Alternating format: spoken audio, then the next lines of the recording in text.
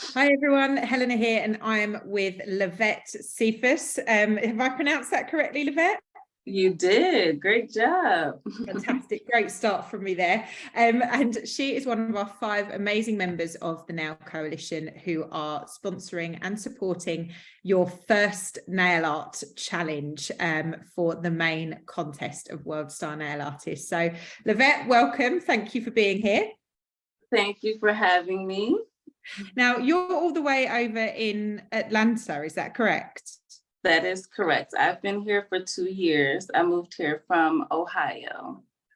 And what brought you to Atlanta? My oldest daughter, Serenity, she is a dancer. She had been dancing from the age for about 7 or 8 years now.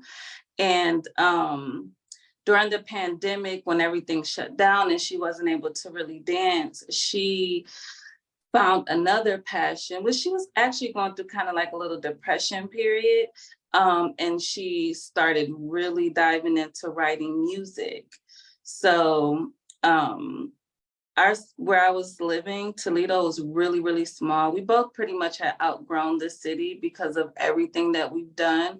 And we needed more opportunities. So I had some friends who had been screaming at me for years to come to Atlanta. And I was like, okay, let's give it a shot. The entertainment industry here is evolving a lot. So I felt it would be a really, really great opportunity for us to come here and explore her music and dance career. Amazing. So selfless and so great. And by moving to where you are now, how has that helped you? Is it great being around the entertainment industry? Has that helped you and supported you? It has. So one of my passions have been working, doing editorial work and set work, and there's no opportunities for that in Toledo. So it's really cool because our careers kind of go side by side or hand in hand. So where I'm meeting like wives of music producers and things like that, and it's like, oh wow, and then boom, there's that connection. So I'm able to get do a lot more like celebrity type work here. So it's been very beneficial for my career as well. Amazing. So now let's go back to the start a little bit with your career. Tell us about your journey into the nail industry and why you took those first steps. Okay. So first off, I wouldn't have never, ever pictured myself in this industry. When I was really young, I actually wanted to be an architect. But I was a teen mom, and I didn't have a support system. So I knew the amount of schooling that it took to be an architect. And I was like, there's no way I can do this alone with the baby. And I was always like a hustler. Like I come from a really like poor and not so pleasant background. So I always was really good with my hands. So I tried to always figure out ways to make money and provide for Serenity and I. That led me to actually doing hair. So I actually was a braider. I was a really known braider. Actually in 2 different states, in Philadelphia and in Ohio, because I was actually born in Philadelphia, born and raised in Philadelphia. I moved to Ohio when I was about 9. And I had a friend, she was like a year under me, who was doing nails. And I had got my nails done. Of course, I couldn't afford to get them redone, but because they were gifted and they had grown out like super crazy.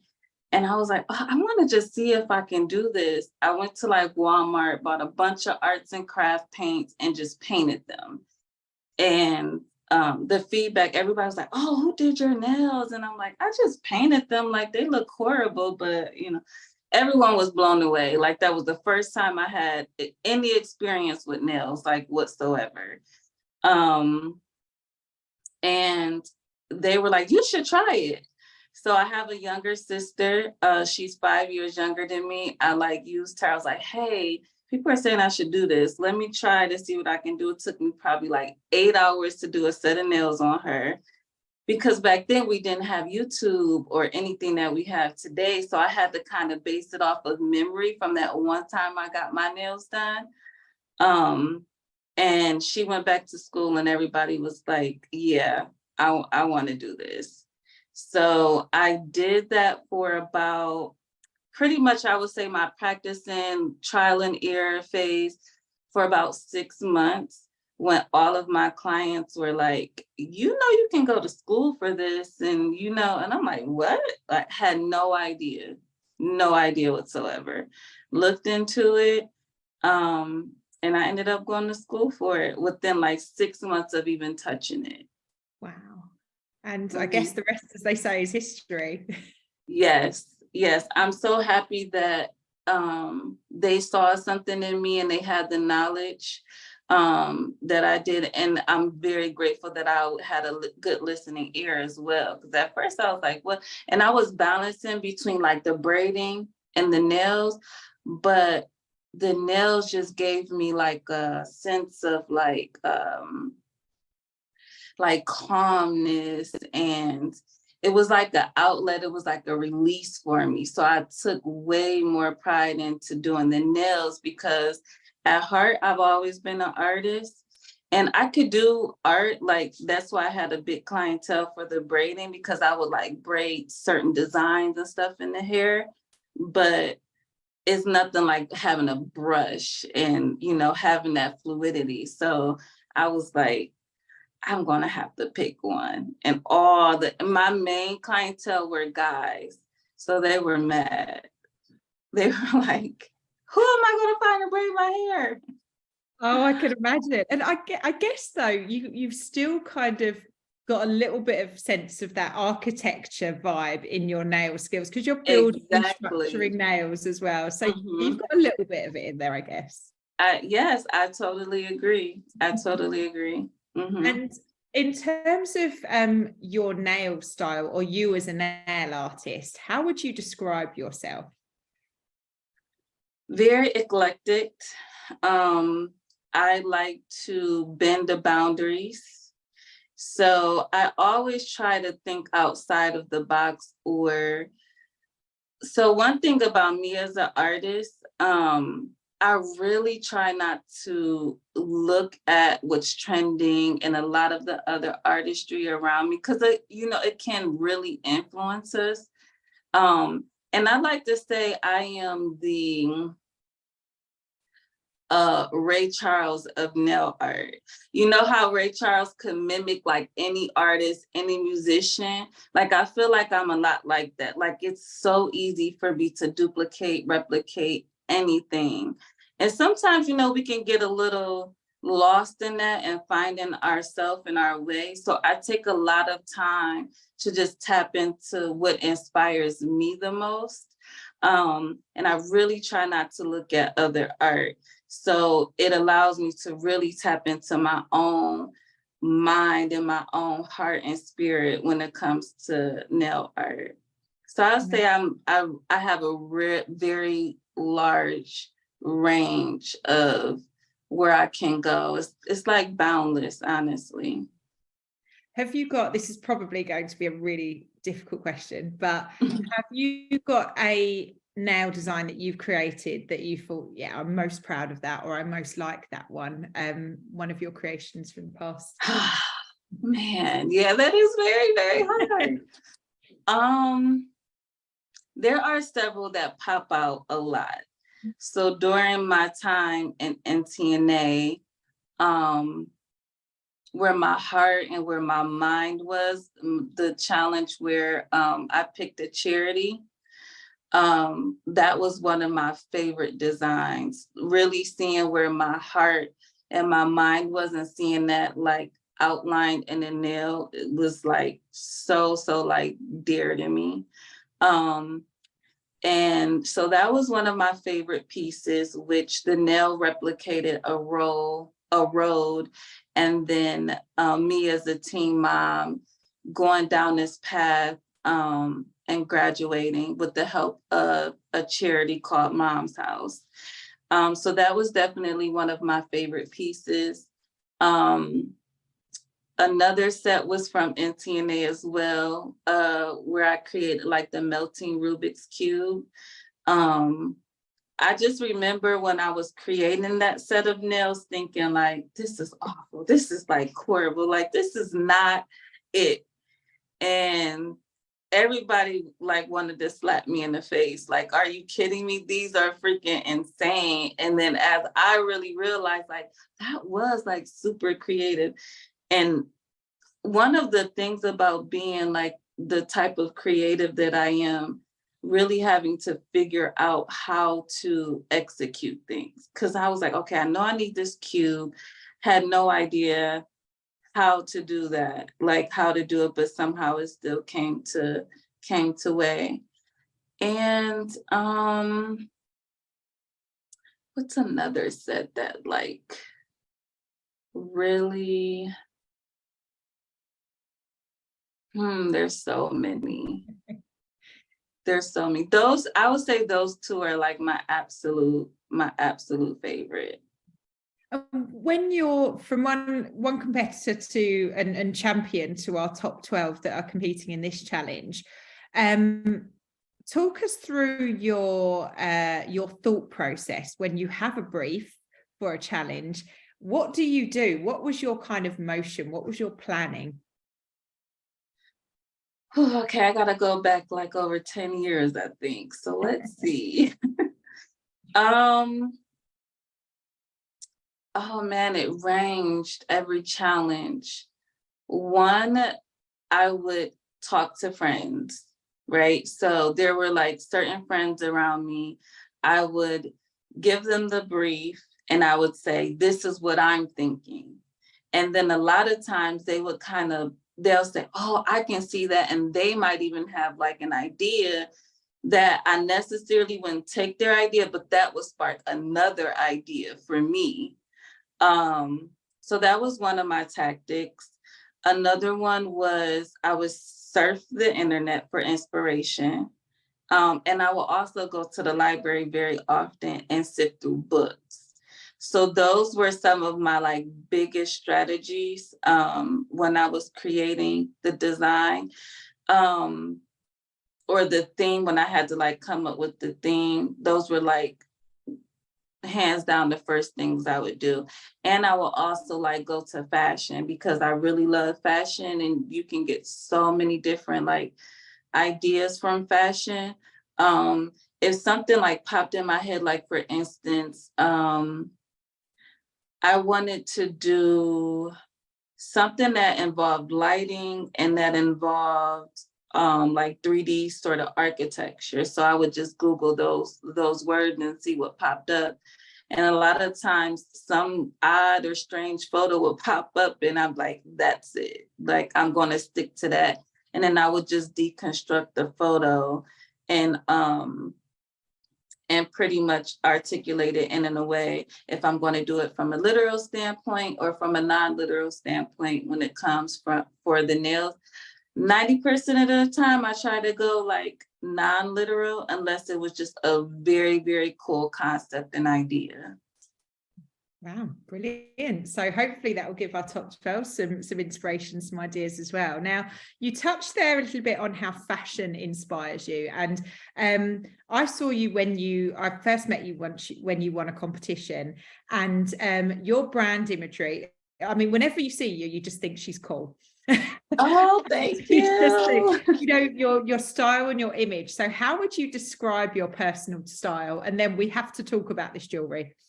Okay. So my style has evolved so much. Believe it or not, I was like a complete tomboy, like barely combed my hair, t-shirt and like baggy pants all the time. And a lot of that has to do with some things that I went through as a child. So I always wanted to be like completely covered up and kind of like not even looked at. And there came a point where there was a client who I had who like always looked so cool and so nice. Like she was always super well put together. And she made a statement to me like, hey, I know what you've been through and you don't have to look like what you've been through. And I don't know, just kind of sparked something in me. Like, and she was like, you know, when you really look good and you feel good about how you look, that's going to show on the outside. So I took that and I literally went from wearing like sneakers every day to heels every day. People asking me like where I was going, what are you up to? But when I got the opportunity to work New York Fashion Week, it that just sparked a whole totally different love for fashion for me. It made me really like hone in on it and do research on the history of fashion. My fashion sense, I like to say again, is like boundless. It's like I don't like following rules. Like I don't like, oh, you can't wear polka dots with stripes. I'm like, really? Okay, well, I'm going to do that. So I definitely like not following the rules. I would say that's my biggest concept when it comes to fashion, and just things that are comfortable, that accentuates who I am as a person as well. And I think from what we could see of your necklace, it says I do nails. That obviously accentuates who you are as an incredible nail artist. Yes. So tell us about the amazing earrings and necklace you're wearing today. Okay, so a few years ago, I was like, I really need to start a product line. But again, I try to do everything from my heart and from my spirit. And I'm really, really big on energy. And again, I like doing things that are not normal. So I didn't want to just come out with another nail art brush or gel polish or anything like that. And because fashion is like a big love that I have, I thought about ways, I was just thinking of products. Earrings have always been a big passion of mine as well. If you flip back through some pictures, I mean, I have taken big zippers off of purses and made them into earrings. I've seen a pair of earrings like on a celebrity that I probably have no access to and replicated them using clay, like formed them out of clay and paper. So I always had a love for jewelry as well, especially earrings. And in my panel discussions, or when I would like talk to other nail professionals, a lot of the questions I would get asked, or in a lot of settings, you would hear, especially like new nail artists, or even some who've been in the industry for a while, speak about how to gain clientele, or if they have a certain clientele, how do they transition to a different clientele? And I was like, oh, okay, I can combine that need with something that I love and enjoy with fashion. So I created a jewelry line for the beauty professionals. It is such a great marketing tool. Sometimes I forget that I have them on. Here's a prime example of how great this worked. I was in a local beauty supply store, just grabbing some products.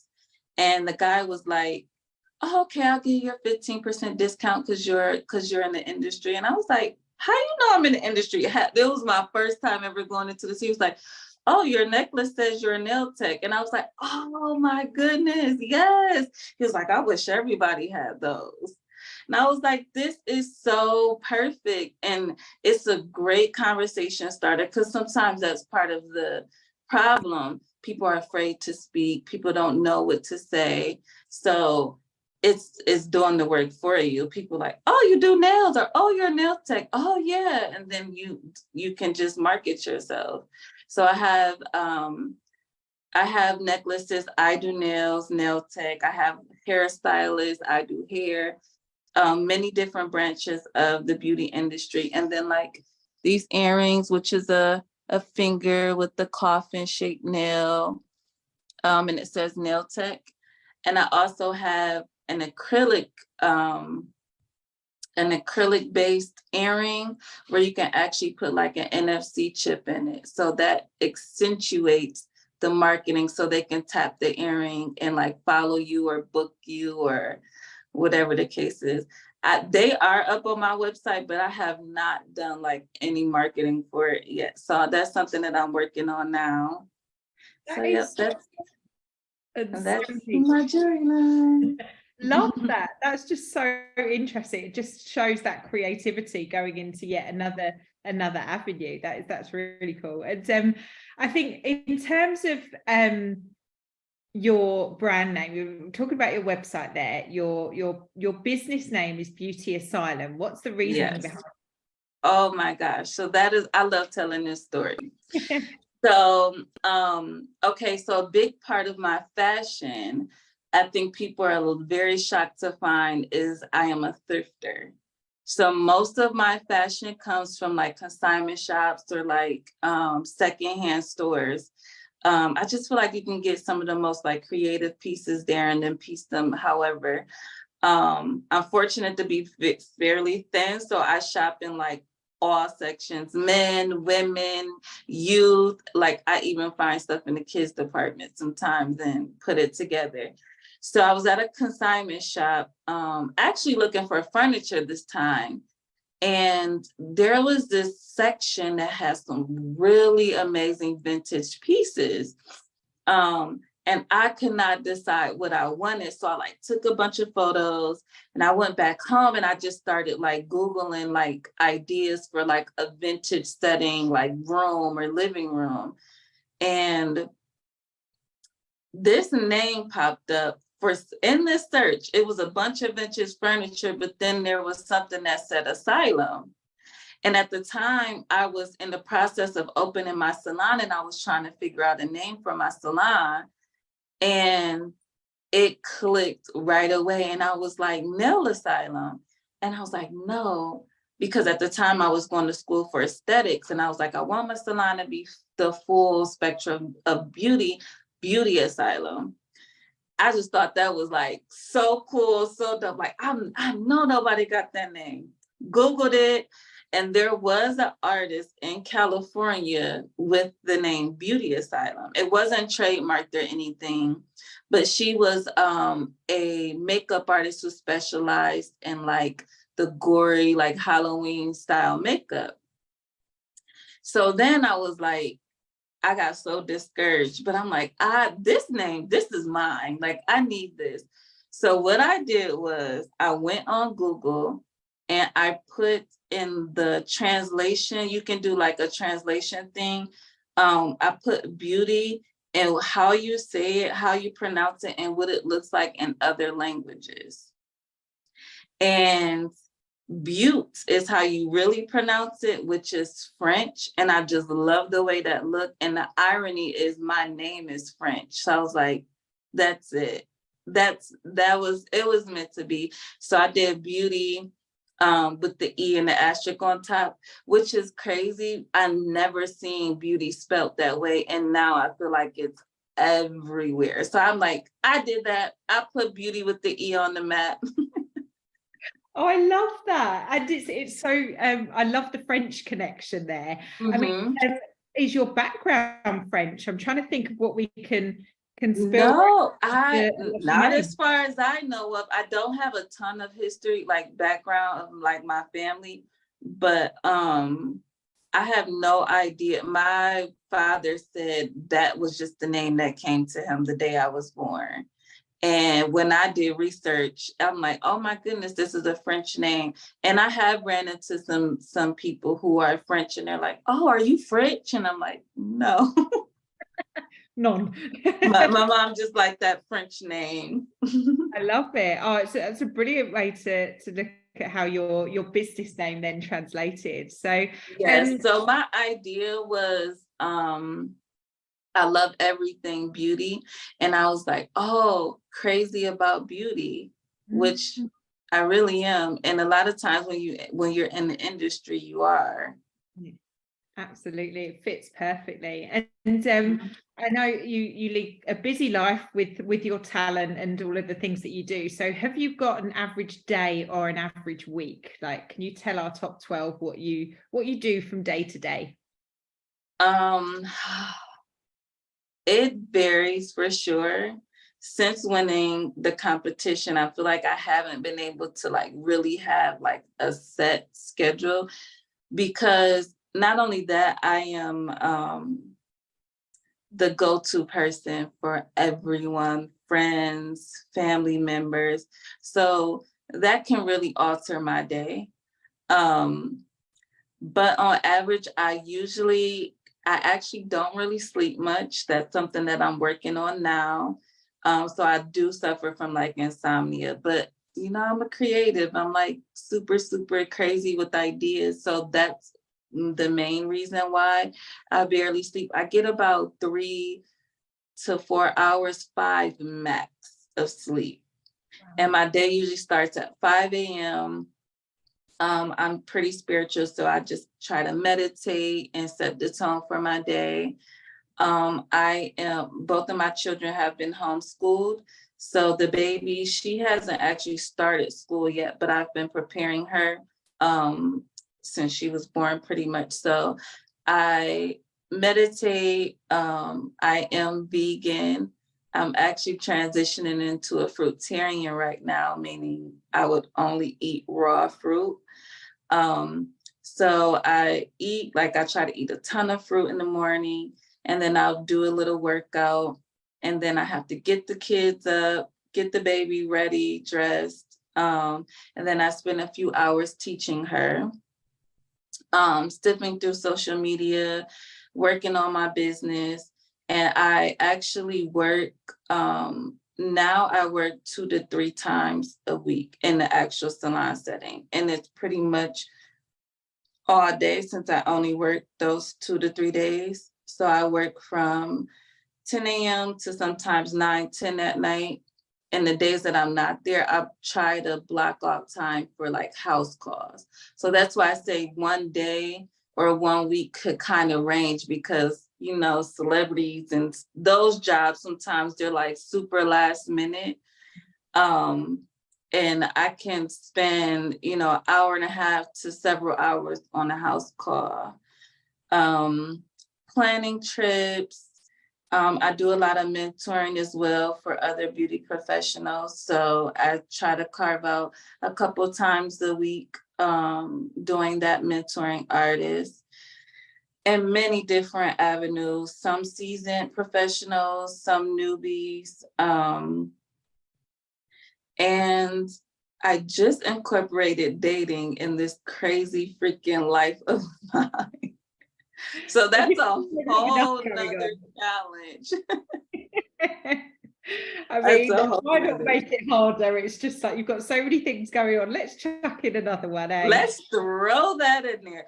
I mean, I've been single for so long, and I'm finding that avenue to kind of pour back into myself, because I really don't have any releases or outlets besides just doing nails, but that still works. So I'm like, what can I do for me? So the dating is fun. It's something that's like really geared towards me, my wants and things like that. So I'm having fun with it, but sometimes it feels like a job. Like, I gotta go on a date this week. Like, oh, I've been there, and it's nice because I think when you're at work, you're always thinking about your clients. I guess when you're at home, you're looking after your little ones and your children. Yes. It's nice to have that outlet for you, and it's good that you enjoy that. And I think in terms of your own sort of self-expression, when it comes to your nails, is there a particular technique or a medium that you gravitate towards the most?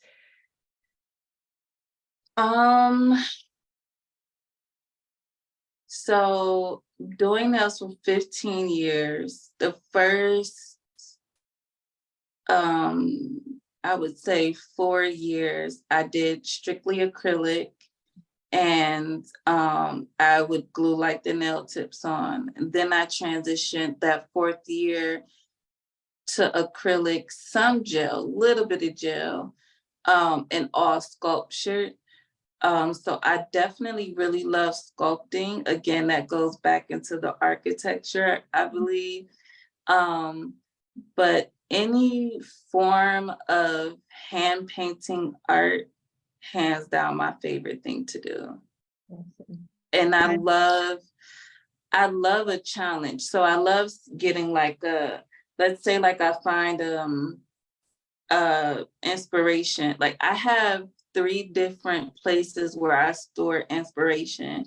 So one is through my Instagram, I have a folder saved for if I see anything on social media. I save it in a folder, and it's like, I think that folder has about almost 600 inspiration photos on it. And then like if I see something, if I'm like just out in life and I'll snap a picture of something, I have a Instagram page that's dedicated strictly for my nail inspiration, because our phones can get super filled with photos fairly quickly. So what I usually do is I'll snap that photo and I'll upload it to this private Instagram page that I have, and I'll jot down like the ideas that came to me when I saw that inspiration.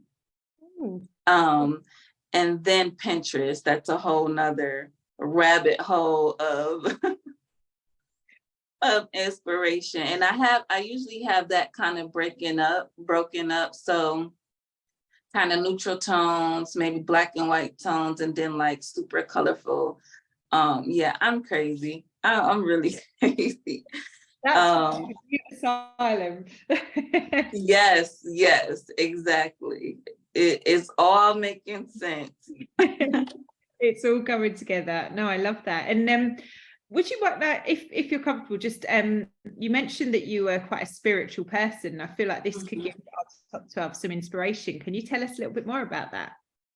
Yes. So I feel like, in words, I feel like I'm like a chosen entity, like I'm a chosen one. And I say that because since I was really little, people, children, animals will always just kind of like gravitate towards me.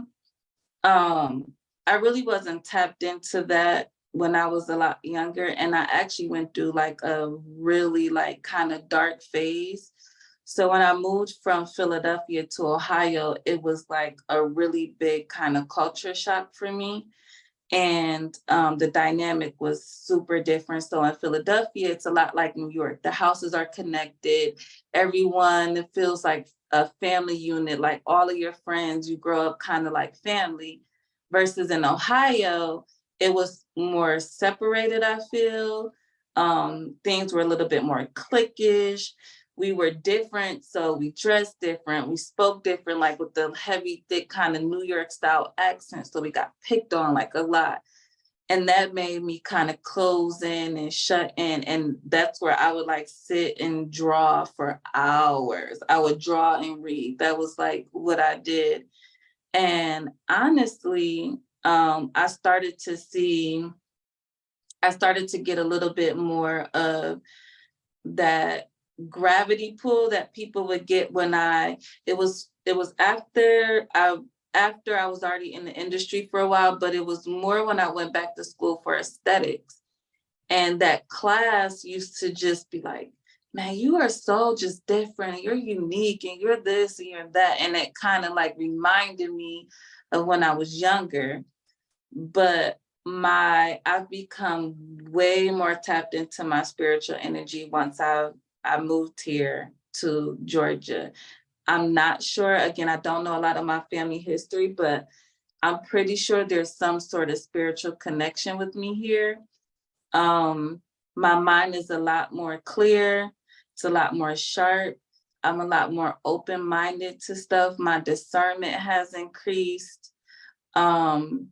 Like I feel like I get messages and I can actually hear them and receive them now.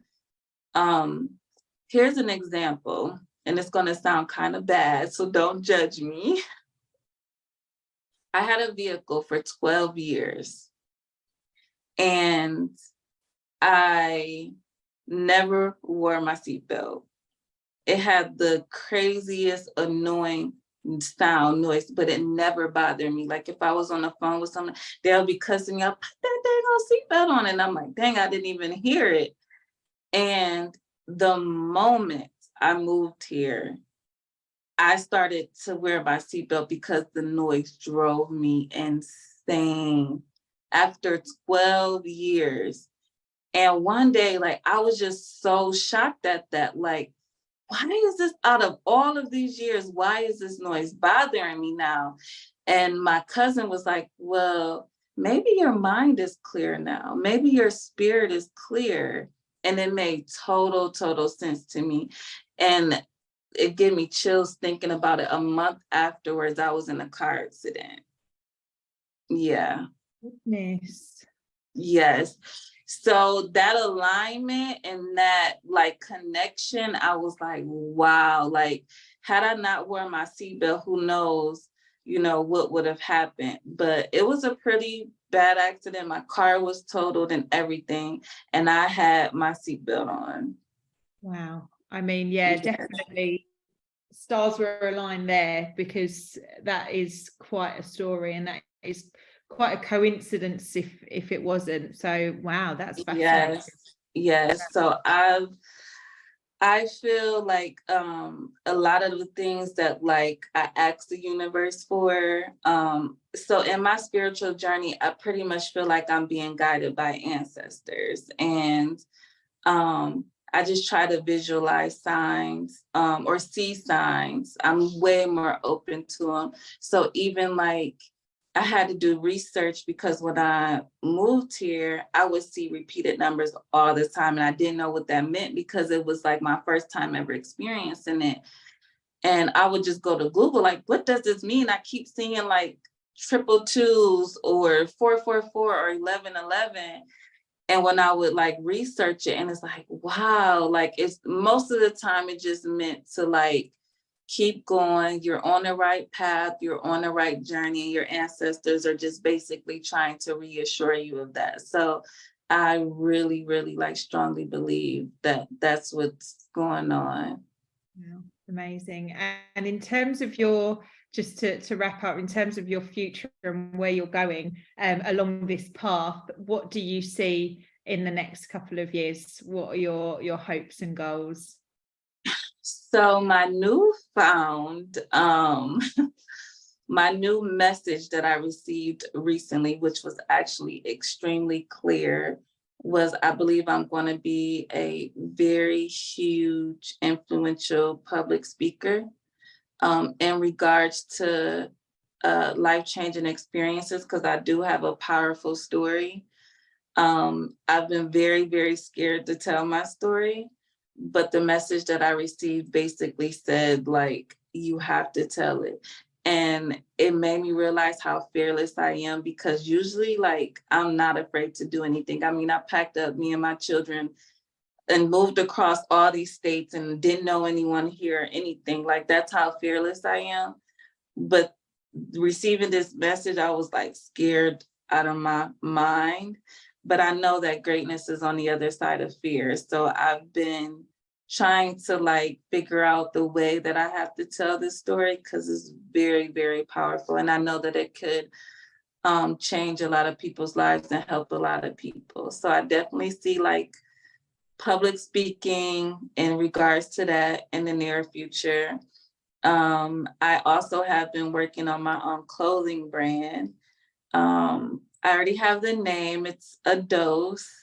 It's already trademarked and everything. So I've been going through the process of my first piece, setting that out. So that'll be coming in the near future as well. And still just mentoring and, doing things such as this, being a part of phenomenal, amazing things like this, and giving back in any way possible. And hopefully my daughter will be like a huge megastar, because I also manage her. So that's another job duty that I forgot to like mention. I am her stylist. I am her manager. I help with her promoting, her marketing, like I do everything. I'm working on a team for her right now, but so hopefully those are the things that are going to come in the near future. My goodness. Well, Lavette, it's been amazing talking to you, and I don't feel like you're going to get more than that 3-4 hours sleep anytime soon with all the things going on. But thank you so much for taking the time and giving our top 12 and me an insight into your amazing life and career. So thank you. And Thank I'm looking you. forward to seeing Lavette's nails. Thank you. Thank you. I can't wait to see what these beautiful, talented artists come up with. They are so amazing. They are indeed. Well, good luck, everyone. And 15th of May is the deadline, 8 a.m. British Standard Time. And Lavette will be judging. So, yeah, we can't wait to see them. Good luck, everybody. Think outside the box.